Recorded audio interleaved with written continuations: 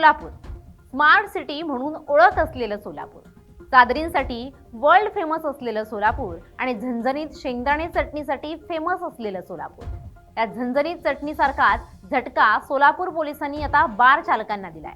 कारण सोलापूर पोलिसांच्या कारवाईनं बार चालकांचे धाबे दणाणले। तब्बल 91 जणांवर गुन्हा दाखल करण्यात आलाय। सोलापुरातले हे छापे एवढे का चर्चेत आलेत? या ऑर्केस्ट्रा बार मध्ये नेमके असं काय चाललंय ज्यामुळे सोलापूर पोलिसांनी ही कारवाई केली आहे? पाहुयात या रिपोर्ट मधून। नमस्कार, मी मृणाली पिळणकर। सोलापूर ग्रामीण पोलिसांनी अवैध धंद्यांविरोधात सुरू केलेल्या मोहिमेअंतर्गत गुरुवारी मध्यरात्री बार्शी तालुक्यातील बळेवाडी येथील सेंट्रो ऑर्केस्ट्रा बारवर धडक कारवाई करण्यात आली।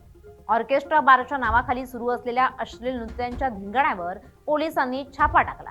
या कारवाईत बार मालक, मॅनेजर आणि ग्राहकांसह एकूण 91 जणांवर गुन्हे दाखल करण्यात आले। या धडक कारवाईमुळे सोलापूर जिल्ह्यातील बेकायदेशीर बार चालकांचे धाबे दणाणले आहेत। मिळालेल्या गोपनीय माहितीनुसार बार्शी मालवंडी रोडवरील बळेवाडी येथे असलेल्या सेंट्रो ऑर्केस्ट्रा बारमध्ये नियमांचं उल्लंघन करून अश्लील प्रकार सुरू असल्याची माहिती सोलापूर ग्रामीणचे पोलीस अधीक्षक अतुल कुलकर्णी यांना मिळाली होती। या माहितीची शहानिशा करायची म्हणून ग्रामीणच्या विशेष पोलीस पथकानं गुरुवारी म्हणजेच 17 एप्रिल रोजी मध्यरात्री 12:30 वाजण्याच्या सुमारास बारला वेढा घातला आणि अचानक छापा टाकला।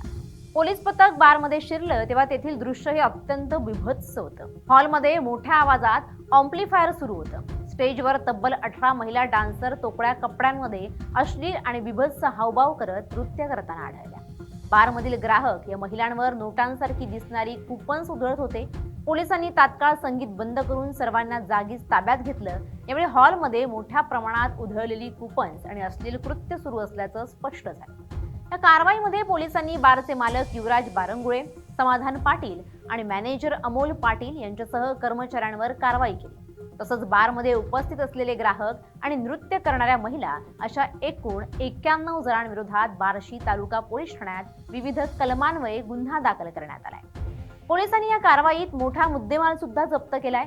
नर्तकींवर उधळलेले पैसे आणि कुपन्स, मोठ्या आवाजाचे अँप्लिफायर, म्युझिक सिस्टीम आणि इतर साहित्य मिळून एकूण 5,51,255 रुपये किमतीचा मुद्देमाल हस्तगत करण्यात आलाय। सोलापूर जिल्ह्याच्या ग्रामीण भागात ऑर्केस्ट्रा बारसाठी रात्री 12:30 वाजेपर्यंतची वेळ मर्यादा निश्चित करण्यात आली। मात्र अनेक बार चालक या नियमांचं उल्लंघन करून पहाटेपर्यंत व्यवसाय सुरू ठेवतात। सेंट्रो बारवर झालेली ही कारवाई केवळ वेळ मर्यादेच्या उल्लंघनासाठी नसून तेथे सुरू असलेल्या अश्लील नृत्याविरोधात करण्यात आली।